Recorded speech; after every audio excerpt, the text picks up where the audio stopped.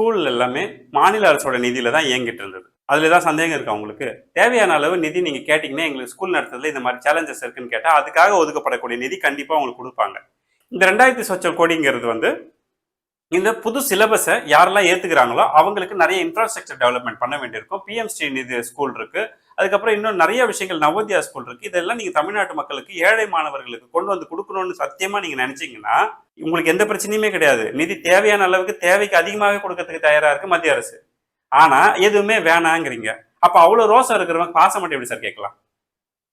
ரோசனா என்ன? எனக்கு வேணான்னா வேணாம், அந்த சிலபஸ் வேணாம், உங்க காசை வேணாம்னு சொல்றான் பாரு, அவன் தான் சுயமரியாதை இயக்கத்துக்குரியவன்.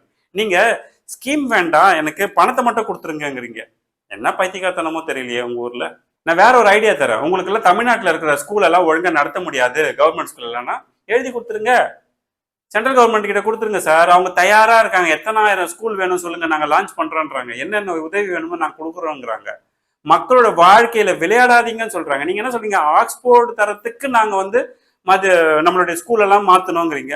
ஆக்ஸ்போர்டு இருக்கட்டும், அதுல எத்தனை மொழி கல்விக் கொள்கை இருக்கு தெரியுமா? அதுல என்னென்ன விஷயங்கள்லாம் இருக்கு தெரியுமா? நீங்க எடுக்கிற பாவம் இந்த ஏழை மாணவர்களோட வாழ்க்கையில வயிற்றுல அடிக்கிறீங்க.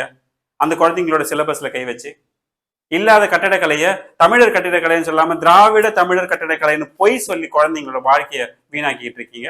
உங்களை வெக்கமா இல்லையா? இவ்வளவு கேவலமான பொய்யை தூக்கின்னு வந்து புக்கில் வச்சிருக்கீங்க. அதுக்குதான் சொல்றேன், உங்களால ஸ்கூல் நடத்த முடியலன்னா கொடுத்துருங்க சென்ட்ரல் கவர்மெண்ட் கிட்ட. தமிழ்நாட்டு மாணவர்களே அவங்க பாத்துக்குவாங்க, நீங்க விடுங்க. என்னமோ நீங்க என்னமோ பெருசா வந்து கயிட்டுற மாதிரி, நீங்களே வேஸ்ட்.